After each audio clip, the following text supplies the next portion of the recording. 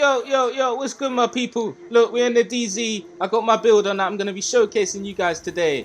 But listen, I got to get some gameplay first. So I just thought, let's just do some live commentary gameplay with this build, showcasing it to you guys. And hopefully we can get some people with, stats effect type of builds that can, try come up against me. And I can showcase what this build can do against that. If you're new to this channel, make sure you hit the subscribe button and the bell notification. 10k subs is on the way. Let's keep grinding, man. Let's get it. Daily videos. I told you guys, I'm not lying when I got content. Trust me, I'm going to keep going. An extraction. DA sits up on his chair. DA finds his prey. He moves his thumb to the button. Goes rogue. Player's confused. He's down. What if people don't choose to use status effects on me? Then I can't show, how the hazard works. So that's the only annoying thing, but I'm sure you guys understand all that sort of stuff. But it's always nice to showcase it in a gameplay. Man, this DZ's so empty. What the hell happened, man? Man, it's looking like we're gonna have to go into conflict. Man, they let me down today. They let me down. It is what it is if they don't have status effects, but it's conflict. I'm sure they're gonna have some sort of bleed hives. Oh! Man! Talking too much. Getting shot like that, man. That's no good. Yes, sir.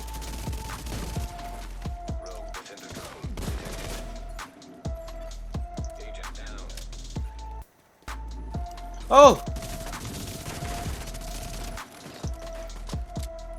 Even if people don't have status effects, at least I can show the damage side of this build, and then obviously you guys can try it out for yourselves, see what it's like for the status effects, because I tried. I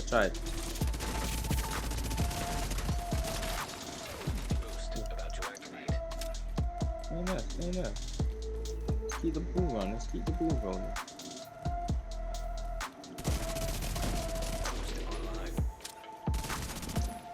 Yeah. Oh, there is. Switch to the vector.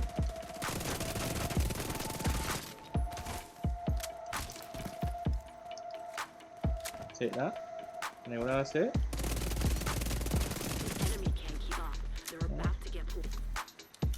Let's pop that kit. Yep. Good timing to pop that kit, I'm not gonna lie.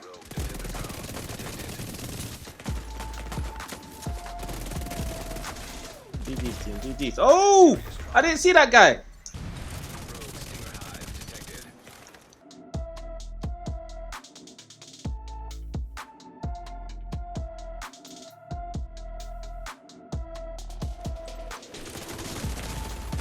Serious trauma detected. Agent incapacitated. I'm not gonna say anything to that.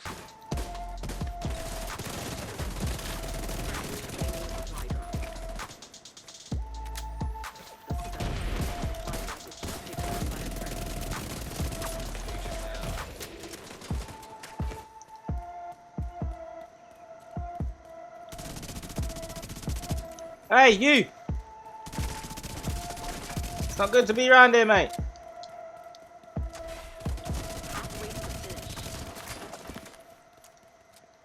Oh, someone's on me.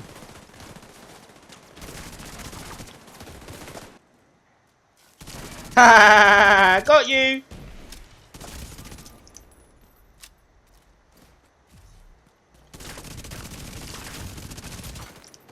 Hoo. GG's, boys.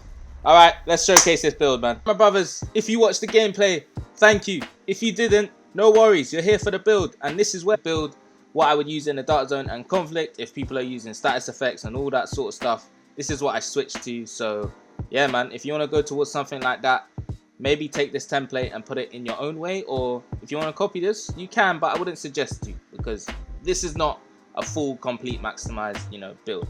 Not every build can be maxed anyway. So 1.4 million armor, Lady Death, Vector. What's really nice about this build is that you can switch the specializations for this one. Now, when I say that, you must be thinking, yeah, of course you can switch into any specialization. But personally, I just like the firewall for the medkit.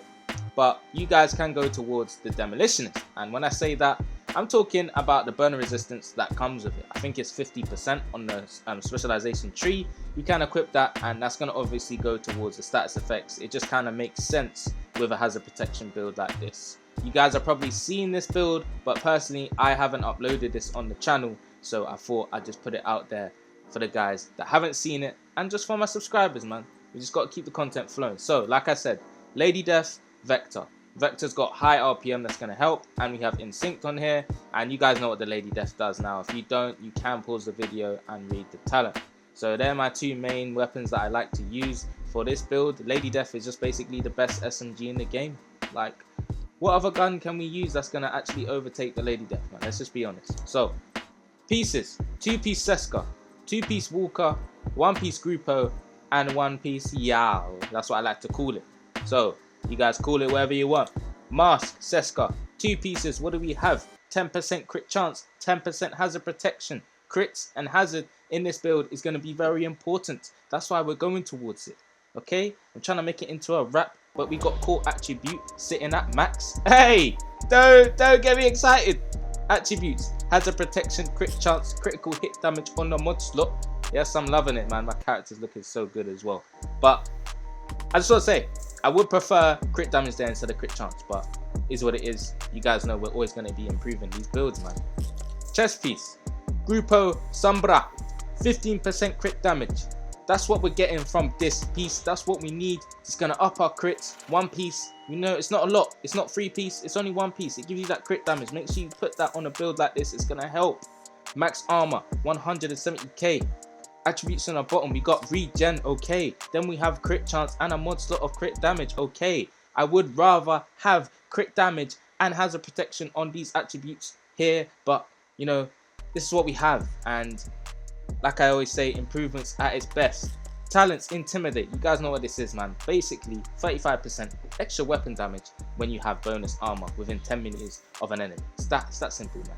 That simple. This is gonna really help with a build like this. You guys know that already.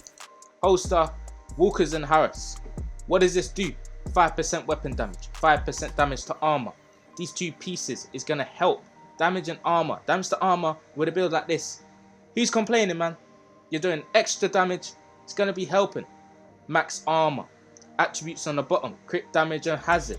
That's what we need. Crits and hazard, man. Get to know, man. You guys already know, but yeah, we here. Core attribute: full weapon damage, maxed out. Crit chance and hazard on the bottom. I would prefer crit damage, like I always say, is what it is. Get what you get, man. Get what you get. Oh, sorry. Mask, no. Glove. Walker's glove. This is the second piece. Weapon damage on top. Crit damage. Hazard protection. That's what you got there, man. Maxed out on them 2 attributes. I'm liking that. For the backpack, Yao backpack, what does it actually give us?